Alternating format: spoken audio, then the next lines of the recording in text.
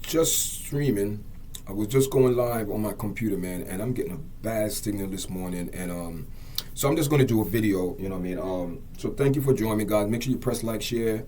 This video, guys, and you know what I mean. We all see the topic. It's going to be about the PPP loan, and we're going to share some stories this morning. And this is to inform people. This is going back the year about 4 years ago when we had when we had the pandemic. A lot of people was suffering from business, and the government was given to help out people to during the pandemic so the business survived. But good thing, bad thing. A lot of people took advantage of the situation, and the government saying that this is unacceptable. So right now, this article came out. This is a new article because arrests being they arrest someone in October, December, and I think in January. PPP loans and ERA checks fraud remain top priority for the IRS heading into the year 2025. So we are in February. We are right now in the year 2025, and the government, they are not happy because they're saying that a lot of people did a lot of fraudulent things that they're not happy with. And guys, let me tell you something. Let me read a story here. Let's get into this, guys. FBI, U.S.-based Nigerian pastor, for multi-million-dollar COVID fraud linked to him, and detained a monarch. Listen, let's get into this story. This article came out on February 19, guys. The pastor used his three companies, Dayspring Property Incorporated, Dayspring Holding, and Dayspring Transportation to secure millions, let me say that again, to secure millions of dollars in fraudulent loan. Listen, according to the FBI, Nigerian pastor Edward, I will put up his name there, has been arrested by the FBI for conspiracy with Usun Monarch and Obe Joseph. These are African names. I cannot say these names. To defraud the United States government of $4.2 million during the COVID relief fund. So this pastor forged documents to obtain loans meant to support struggling business during the pandemic, which has been diverted for personal use, violate the United States federal law, People Gazette report. That's what it is, guys. And there's nothing people could do. Let me tell you something. Let's go into another story here, guys. So here it is now. The PPP loan and ERC fraud remain top priority for the IRS heading into the year 2025. Early this year, the IRS Internal Affairs published a new release taunting its effort to uncover and pursue pandemic era fraud. Since then, it had been issued numerous additional news releases and highlight specific enforcement action involving the Paycheck Protection Program, PPP, and Employment Retention Credit. As a result, it is clear that PPP loans and ERC fraud remain top priority for the IRS heading into the year 2025. And they want their money.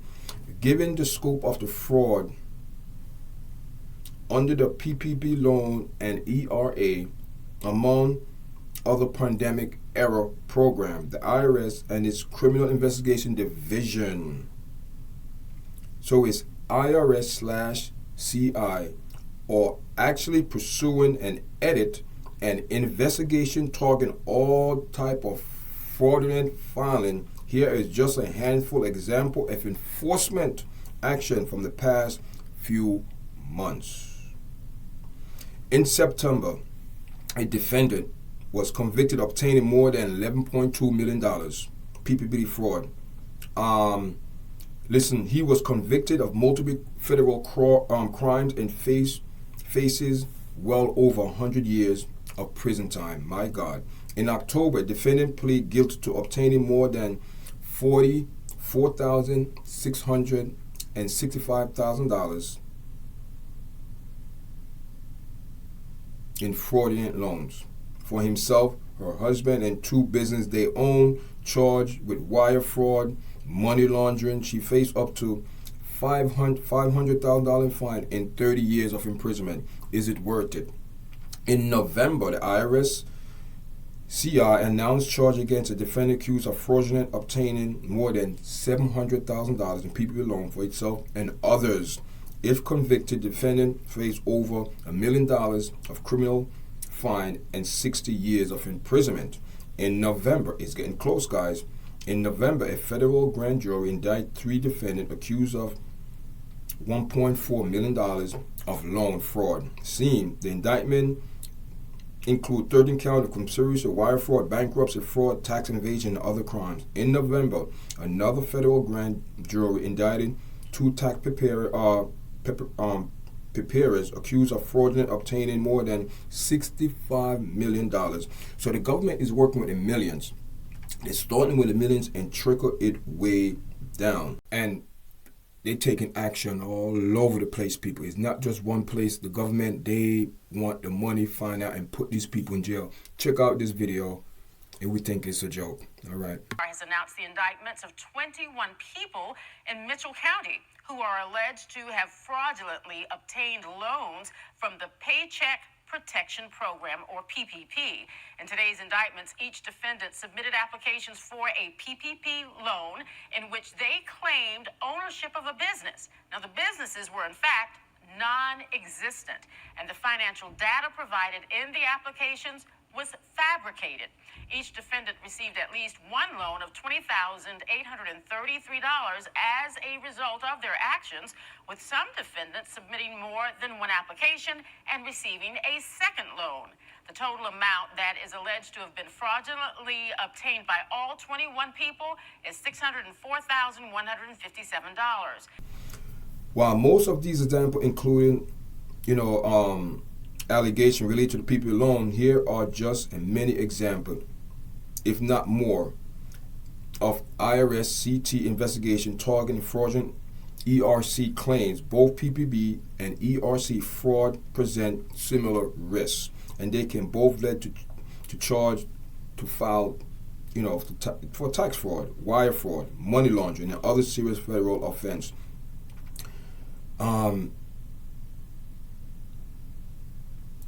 Listen what the article said. With this in mind, would you do it, or concerned about you or your company heading into 2025? This is the scenario. This is critical to take proactive measure to find out what can you do. I don't know. You should speak with a criminal tax lawyer as soon as possible if you know that you are in this particular group of scamming, fraud, money laundering,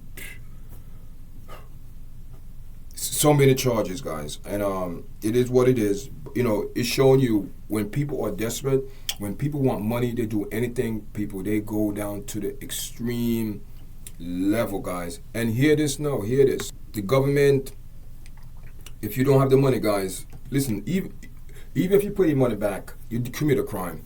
So everyone on Staten Island, throughout the tri-state area, wherever you are, you move out of state, listen, the government don't care where you run to.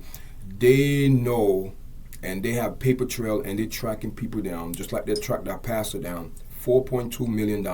So therefore, the government they just attacking the people who have, the big money, the millions, then go down to the hundred of thousand, they go to the 100, keep going down, 50,000, 12,000, 10,000, 5. Listen, if you get one dime from the government and you know you didn't do it, honestly, you trick some type of paper, listen, one day you're going to hear that knock on your door. Listen, thanks for joining me this morning, my guys, and I appreciate everyone that's supporting the platform and watching our video, sharing it, subscribing, guys. I can't tell you how grateful we are. Thank you, guys, and until later, guys. Enough love. All right.